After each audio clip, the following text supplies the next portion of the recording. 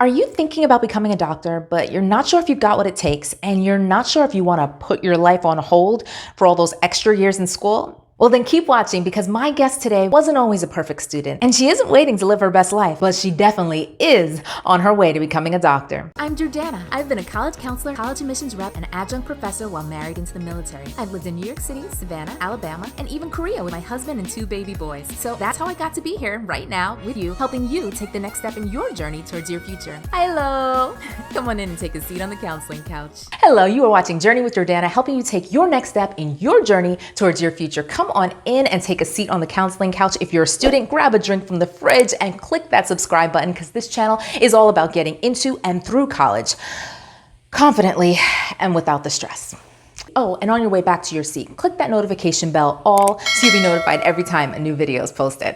Now, today I am interviewing Sham. She is currently living her best life. I mean, her best life abroad, doing her clinical rotations in London. Now, at the time that this video was filmed, she was living her best life even then in the middle of medical school. Spoiler alert, you don't have to put your life on hold just because you're going to medical school. But I'm going to let her share with you all of her inspirational tips for all aspiring doctors. And so for my first question, I jumped right up all into her business and asked her the question I know you'd want to ask. I mean, it's great that she's living her best life now, but what kind of student was she in high school? So I asked her. In high school, I was not a good student. I wasn't the best student, I'll say. I procrastinated a lot. I always made sure I got it done, but I always went to teachers for help when I felt like I was slacking off and stuff, or stayed up and pulled an all-nighter just to finish it. But I would say my greatest problem was definitely procrastination. Can I ask you, like, what your GPA was like? So mine was about 89. Okay. So what did you major in college? I was a biology major, pre-med, and I had a minor in chemistry. Okay. Now, was that something like, did you just have an interest in biology? Because for a lot of students, they feel like, all right, I have to major in science. But we also know that there are a lot of programs, they tell you, no, you don't. You can major in theater or English or anything. So how did you come to the decision to say, okay, I'm just going to major in biology? Okay, so that's a great point. For me, personally, I knew science was never my strongest subject, from high school. So I wanted to make sure that I sharpened up in science early before going to harder sciences in medical school. But you don't have to major in a science. Like, they actually advise you to not major in a science. Like, they're now advocating for non-science majors because it makes you look like more of a diverse student. You can be an art major, a history major, whatever, as long as you do your prereqs before applying to medical school. Oh, now I'm going to ask you this because I know somebody out there is probably thinking, all right, because I'm wondering, like, you're saying you wanted to strengthen yourself in sciences. How well did you do in science in high school? In science in high school, I had to take my earth science regents over. Okay. Well, I don't know if you don't live in New York. It's the exam that you take at the end of the year. So yeah. So like earth science, I had to take over. Living environment, I didn't do too great. It was like an 80, which I mean is fair, but it wasn't as strong as I felt like it could have been. Okay. So then how did you do in college? I asked her that too. As a college student, I also struggled in my science classes. However, the cramming that I used to do in high school no longer worked. I did better slightly because I knew that I needed decent grades to get into medical school. And so I graduated with a 3.3 overall. They were definitely difficult though, specifically organic chemistry, physics. Those are courses I definitely needed to go to tutoring hours or office hours with my professors. You know what's crazy is, as I'm listening to you, I'm like feeling like a part of me feels like, wait, did I do something wrong? Because like when students come into my office and they say, oh, okay, I want to be, and they say something in the health field, my first question is, oh, okay, great. Do you like science? Because I know that there's a lot of science and it's not easy and that you have to do that. So now I'm like, oh, was I not supposed to ask them that? Did I discourage them? Like, because I never want to be one of those people, sometimes you hear them like, I always want to do this and my counselor said you can't. I never tell anybody they can't do anything. But I'm like, just the question alone might have like just been a little discouraging without some additional support. So now I'm like thinking about it. I think that's an excellent question because Well, for me personally, the only reason that I'm able to study science and actually enjoy doing it to some extent is because I have Christ. God knows that I'm called to be a physician because he called me to be a doctor, and he's equipping me with what I need to be a doctor. And because of that, I developed an interest I had for it that I never had before, and I've been able to pass classes I've never understood. It's a great question because it's like, if you don't love science and you're not good at it and you don't have Christ or that source of strength and just an ability to understand things that you don't care for, that don't come naturally to you, someone to help you, how will you get what you through need it? to get through it? Right. I know not everybody, you'd be like, Christ, I don't know. No problem, that's fine, all right. I'm just but saying, like, for me personally, there's no way I could be a physician. There's no way I could study science and do well in it without God because I'm not good at it and I don't like science. so I guess it's just the thing, like, all right, if science isn't your thing, but this is the path that you want, you just need to figure out, all right, how am I going to get the extra oomph to be able to get through it? I mean, I'm a firm believer, though, that sometimes, for example, story time. All through elementary school, up until like 7th, 8th grade and junior high school, like I sucked at math. Like I was just really horrible at math. And then all of a sudden I popped up with this one nice math teacher in like 8th grade. And then in high school, I had the same math teacher and he was fabulous. Suddenly I'm popping up with 90s on Regents. Like, what? Like, I'm like, wait, I still could, I can't even to this day, I can't get the words out of my mouth to be like, I'm good at math, but my score said I'm good at math, but it was only because of him. So like, I'm one of those people who believe like, if you have the right teacher, anything is possible, right. You know? But if you have the right tools, anything is possible. You may not be good at science, but you have a teacher that's willing to help you. You have the resources, you have tutor sessions. good stuff there, good stuff.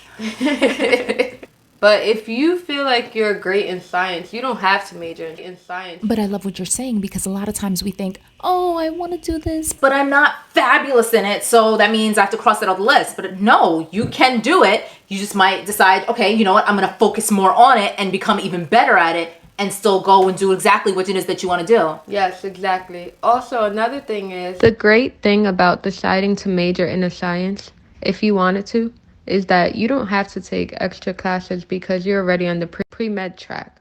So you're meeting the pre-med requirements. Okay. If you decided to do another major like art, history, whatever, you would have to take the art and history classes along with the science classes to make sure you meet that quota before applying to medical school. So you'd actually take more than what's even required for graduation. Exactly. So a lot of times people say, all right, I'd like to be a doctor, but then again, I don't because I don't want to spend 7 years, in school. Was that ever a concern for you? And if it was, how did you get past that?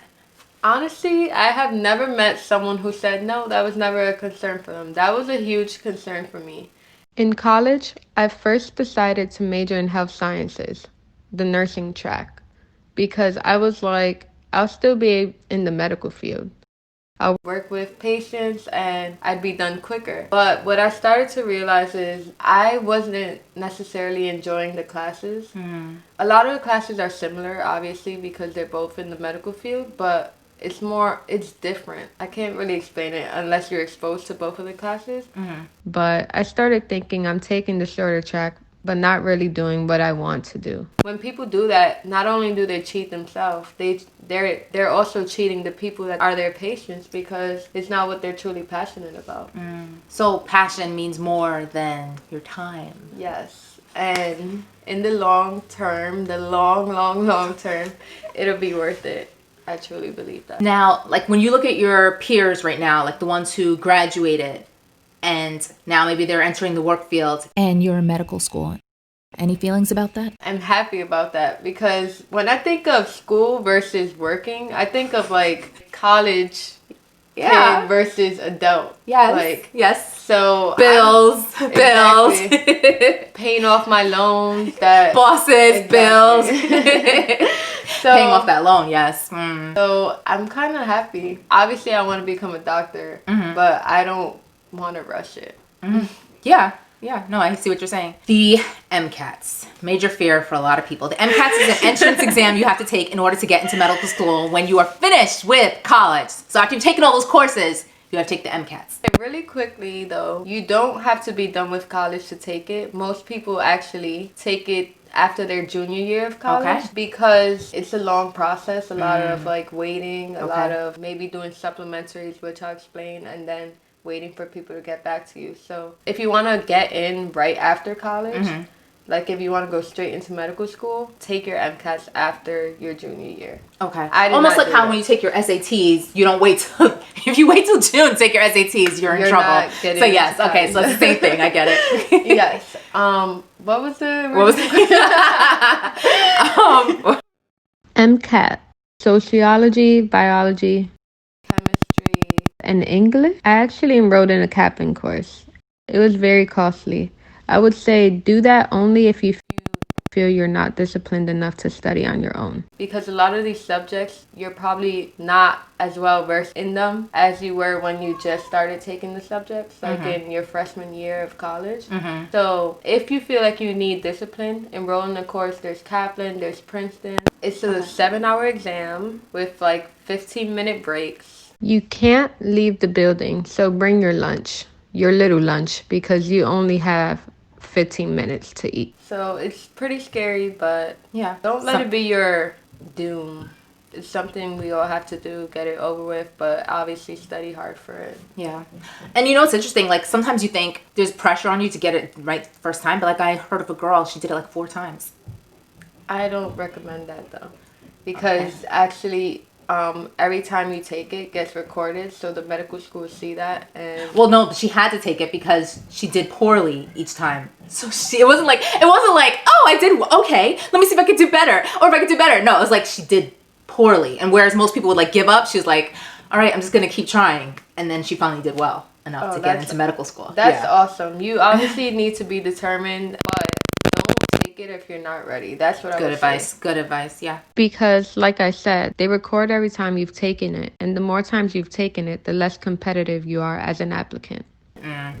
So what made you want to become a doctor? When I was about 16, I got diagnosed with an autoimmune disorder, which resulted in me going to the hospital frequently. I would say about once a week for about 3 months, I was in the hospital just trying to get diagnosed, trying to get the proper treatment. So during that time, I had a lot of experience with different doctors, different specialties, and even just being there as a patient. I saw the ins and outs of what it is to be a physician. And I was like, this is really cool. I want to reciprocate the attention and comfort that my doctors gave me to other people. So, you know, we don't just do things same old, same old. I'm not going to just bring you a medical student who's just doing, you know, the typical medical student thing. I have to bring you somebody who's interesting, the best of the best. And so what's really amazing about what Sham's doing is she's not just doing medical school here in the US, she's doing medical school abroad. And that's part of what I'm talking about when I say she's living her best life. Like she's doing it in a whole nother country, which I think is cool. Can you tell us a bit about that? Thank you for tooting my horn. Medical school abroad is pretty awesome, to be honest. I don't know if I would be able to do medical school at home because of the many distractions, family, the resources. Being away from my family, my home, and just my regular things that I'm comfortable with has made me really focus, because around me, all of the students were all doing the same thing. And also, I love the fact that I'm on an island and I can go to the beach whenever I need a breather. And I wake up to sun, which helps with mood and just... everything is just relaxing and conducive to my studies. So I'm thankful for that opportunity. When we do study abroad in college, you go there for like a semester. But like you're doing this for your entire... like you'll be there for 4 years? I'll be there for 2 years and then 2 years in the U.S. Okay, so for 2 years, which is like an extended study abroad, you're in another country. Have you ever been like outside the country for other things before? Yes, actually, thankfully, because you're right. I don't know if I would have been able to adapt in a new country for school. I've been to several different countries, Zambia, Mexico, Puerto Rico, several different countries, some for mission trips. Which also really helped with my desire to become a physician. And some for just leisure traveling with family. So you didn't like wait until like, let me apply to a medical school that's abroad and see how that works out. Like you've traveled before and you know that that's something that you can handle, that you enjoy. So that's Yes, neat. I do know students who went there without having gone to a different country ever, and they're the students who are homesick. Not that I'm never homesick, but are more homesick than normal, are depressed, are having trouble just adapting and culture assimilating, just difficulty. What is the best thing about studying abroad? I gotta think about that because I think there's so many things, but the best thing I'd have to say is the food. I love to eat too. Yes. I understand. Yeah, good food. Okay, so then what's the worst? The worst is not being home for holidays. And it's usually during holidays that my family decides to send me pictures, and then I'm like, oh, I wish I was home. Yeah. So that's probably the worst thing. What would you say has been your most difficult moment so far? I actually did not think I was going to make it through because there was a certain GPA you needed to have, and I was below it by like 1 point. All the way to the end. In the end, miraculously, I was able to bring my grades up and make it through. But that was really scary, and I was saying my goodbyes to the island. Just like crying. I went to my favorite shops on the island and just like... I spent what I thought was my last time there, really questioning my profession. Is this what I'm going to end up doing? Should I choose another career path? And that was really difficult for me. So we touched on it a number of times already about how you're not missing out. You're not going to miss out. So do you feel like you're missing out? Like, from what you're saying, I'm not hearing you say anything about you feel like you're missing out. It feels like you're living your best life. Could you just lay on them some examples of how you are living your best life right now? Well, right now I'm on vacation, but in school, I'm living my best life because this is something I've dreamed of. Like, this is something I thought I would never be able to do. There were times when I was like, this is not for me. This is too hard. I'm not good at science and etc. And I'm actually doing it. And each time I pass an exam or I move another grade level or anything, I'm like, I can do it. Like, I'm doing it. And that pretty much makes it worthwhile. That pretty much reminds you you're not missing out. You're actually doing what you want to do. If you don't go to medical school and you get a job, you get your 2 weeks vacation if you're lucky. Yes. But like, how much vacation time have you had, and what have you been doing with your vacation? I've been doing a lot with my vacation. Right now, I've only had 7 weeks to be home. 2 of the weeks I was in Thailand with my school, and it was a integrative medicine, alternative medicine kind of program where we examine other different routes of treatment other than Western medicine, such as massage, Tai Chi therapy, and just different Eastern medicine techniques. We also were able to explore, get to know people, which is something you're going to need in the medical field because you're constantly working with different types of people. So you just did a study abroad in a study abroad. Yeah. Okay. I went to Malaysia just because we were able to take some time off. Went to Florida with my family because family or friends, whatever you have, your support system is important. So, okay, for anybody who's watching right now and they're thinking, all right, you know what? I think I can do this. I think I can do this. I hope you're convinced you can do this now. All right, so would you be able to give them any tips, any advice? Do not procrastinate. That's number one. If you don't procrastinate now, you'll develop better study habits as you move further along in your career, and it'll be easier. That's my first tip. My second tip is stay in contact with people who can help you with connections. That's like a weird way to put it, but what I mean is I was always in constant contact with my pre-health advisor and my pre-med advisor because those are the people who were going to write you letters of recommendation. People who are going to tell you what schools are in your best, like, what schools best fit for you. Right, exactly. So I would say always have a good support system in terms of like school, in terms of and faculty. That's before you even apply for medical school. You want to all throughout college you want to have those relationships. So even in high school you want to have those relationships with like your counselor, teachers that you're eventually going to want to write your recommendation letters. You want to have a good relationship with them. And you know what's funny? Sometimes we talk about having a good relationship. You're like, what am I doing? Like just shooting the breeze with them? But it's like, no, it's like... They're getting to know them. They're seeing you as a student and they're seeing you as a person. They're seeing you... They're knowing everything Yeah, the They things know that are your going on in your passions. life, your passions, how you're developing, the things you're Exactly. struggling with. They get to see you when you're like, I'm a little nervous about this test, but then they see you work hard and then pass the test. Those are the kinds of things that they can write about to say like how you overcome things or how you push through. And Exactly. Those are the people who will vouch for you, encourage you, Mm-hmm. just guide you. That's my second tip. Third tip is you kind of have to be okay with failure. Not failure, but just messing up, because there's going to be a lot of times where it seems too difficult because it's a lot of material. Like, we're learning so much in a short period of time, but it's definitely doable. That's my tip. Like, as cliche and like cheesy it may sound, but you really have to be okay with messing up because nobody's perfect and school is hard. But just be okay with messing up because it's not the end. yeah.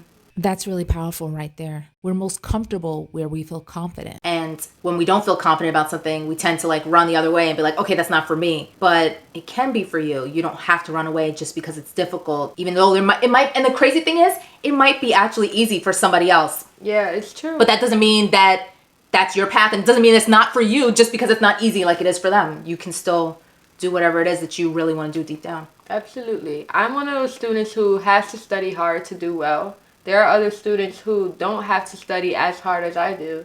It's annoying, Yes. but it's true. You can't compare yourself to other people. You can't let someone else's strong areas discourage you. Yeah, you just have to accept it. Be like, Yeah. all right, so you're great at this. I'm not. And what? And you're great at other Exactly, things they're not great exactly. at. Now, it takes a certain amount of strength or something to be able to feel comfortable being uncomfortable, to be able to be vulnerable and be like, all right, this is not my thing, but I'm going to do it anyway. It takes something. Where does that come from? For me, God is my go-to. He's the reason that I'm in medical school because, like I said, I'm not good at science. I'm a student that procrastinates a lot. Not something that I'm proud of, but I have weaknesses. I'm not the brightest student. I have to study harder than other students to do well. And God is the only reason I'm able to do this. He gives me my strength, my comfort. I cry, I pray, I worship. And then I'm recharged, I'm renewed, I'm strengthened, and I'm confident to be able to keep on going. There's many times where I doubted that I had the ability to do this, which in myself, I don't have the ability. But through him, I can. Through him, I can do anything that he calls me to. Wow, That's where that comes from for me. that's powerful. Yeah, well, thank you so much. Thank you so much. I'm so glad we had you here today. Thank you. And I hope that you guys got something out of this. So Whether you're going to apply to medical school or not, it's just those last few tips you were giving us. being comfortable with being uncomfortable and knowing your strengths and your weaknesses and just being okay with who you are and just putting the time in and learning to manage your time, learning to self-discipline yourself now, all that stuff helps for the future. So no matter where you are in your journey, I think that your story is inspirational for everyone. So thank you. Thank you for having me. I hope I was helpful to you guys. And if you have any other questions, So you can just type them in down below. absolutely. And we'll try to And answer them. We'll answer them. Thank you. Yeah. So thank you for watching Journey with Jordana. If you haven't subscribed, subscribe. And if you like this video and you want to see more things like this, give this video a thumbs up. Thanks for watching. See you soon. Thank you.